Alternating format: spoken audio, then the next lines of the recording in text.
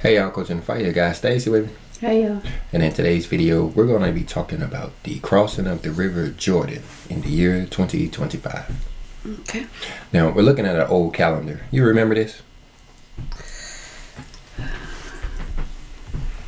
This is the calendar where we have the years overlapping the days, like the year for a day principle. Mm-hmm. It's actually, we lost the file. I had to take a screenshot from a video. It's been so long since we created it.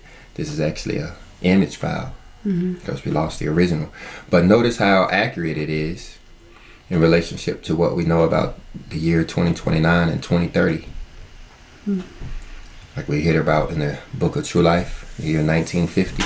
Right. Well, we already understood that year to be the year of tabernacling, the year that our Messiah would tabernacle with us. Okay. But notice back here in the year 2025, it says Day of Atonement. Mm-hmm.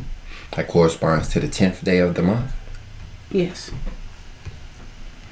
Well, what's interesting is how it lines up with the 10th day of the month back when Joshua crossed the River Jordan.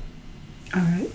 In other words, on the year for a day principle, the year 2025 not only corresponds to the 10th day of the first month, but it would also, or could also be, when we are to expect the prophetic fulfillment of Atonement Day. All right. So in other words, they could go together, they could coincide. Mm-hmm. But we've already understood that, or this period to be the time when our Father's people will be exalted, while the rest of the world will be debased, put down. All right. But anyway, let's look at the verses that go along with this 10th day of the 10th month in the book of Jasher, chapter 88. All right. You know, Jasher gives some more detail. So let's look at it. We'll go down to at least about verse 10, where we'll cover the 10th day of the first month. So if you would you read verse 1? And it was after the death of Moses that the Lord said to Joshua, the son of Nun, saying, Rise up and pass the Jordan to the land which I have given to the children of Israel, and thou shalt make the children of Israel inherit the land. So here the children of Israel has been in this wilderness for 40 years. Moses has passed, his 40 years is up. It's interesting to think that kings usually have to serve for 40 years, so Moses was a sort of a king. Or kind of like that. But so now that time is over, and Joshua is taking over here now, leading them out of the wilderness and into the land that they were promised. The land that they were promised to inherit. Verse 3. Every place upon which the sole of your feet shall tread shall belong to you, from the wilderness of Lebanon unto the great river, the river of Perath shall be your boundary. The river of Perath, or Perath, refers to the Euphrates River. You remember the Euphrates River? Yeah. It's one of the 4 rivers that the Most High talked about in Genesis 1, I believe. So we're talking about this region here. We say Iraq there, Lebanon here, would be the land of promise. Okay? No man shall stand up against thee all the days of thy life. As I was with Moses, so will I be with thee. Only be strong and of good courage, to observe all the laws which Moses commanded thee. Turn not from the way, either to the right or to the left, in order that thou mayest prosper in all that thou doest. So now, notice the importance of keeping the law during this time. This is extremely important as we cross this river Jordan, because there are consequences for breaking the law, as we read about in the book of Joshua. You know, that was a living parable, and as they broke some of the commandments, you see a lot of people died as a result. So he's telling Joshua to follow Moses' footsteps. But go ahead. And Joshua commanded the officers of Israel, saying, Pass through the camp and command the people, saying, Prepare for yourselves provisions, for in 3 days more, you will pass the Jordan to possess the land.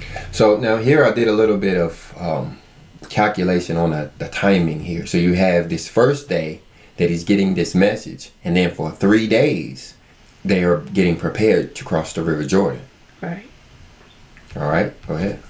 And the officers of the children of Israel did so, and they commanded the people that they did all that Joshua had commanded. Okay. And Joshua sent 2 men to spy out the land of Jericho, and the men went and spied out Jericho. Okay, we hear about this in the Old Testament.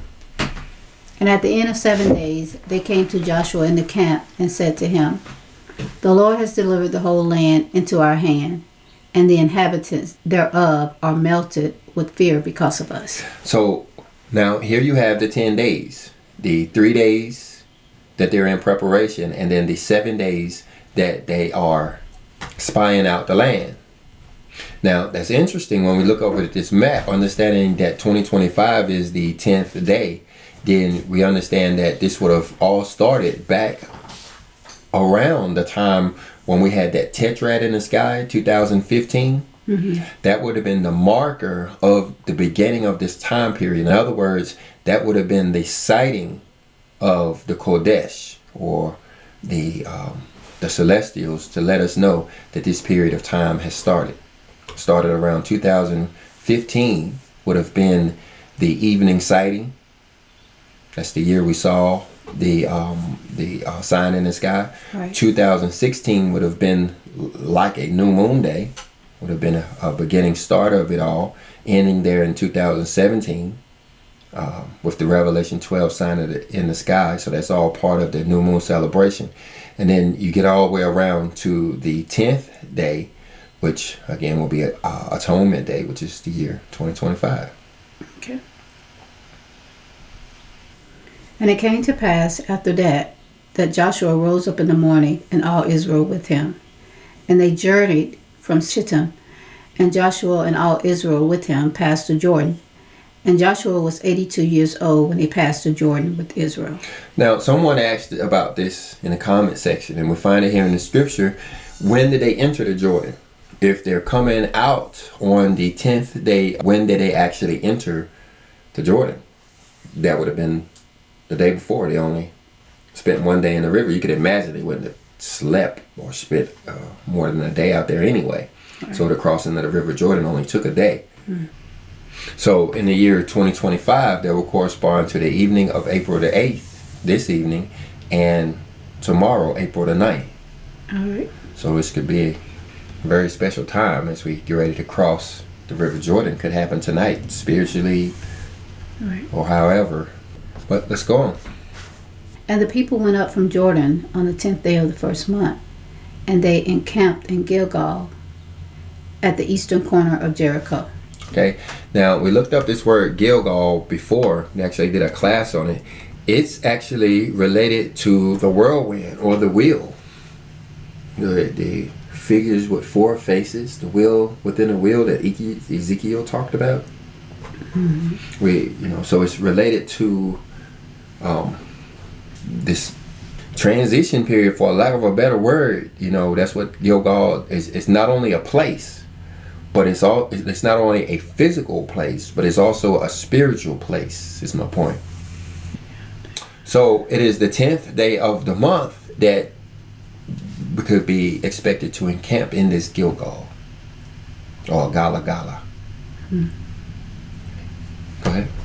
And the children of Israel kept the Passover in Gilgal, in the plains of Jericho, on the 14th day at the month, as it is written in the law of Moses. So they're already in this Gilgal. When we cross the river Jordan, will be in this Gilgal state as we prepare for Passover. And that's also significant in the year 2023 because we have the morning star appearance. And for those paying attention now, I actually did get to see the morning star this morning. I had to leave the compound and drive up the road about 2 miles to find a clear shot at the eastern sky. But it was definitely up there, bright. And then by 6 a.m., it was even brighter in the sky. It's high. It's there for everybody to see now, in other words.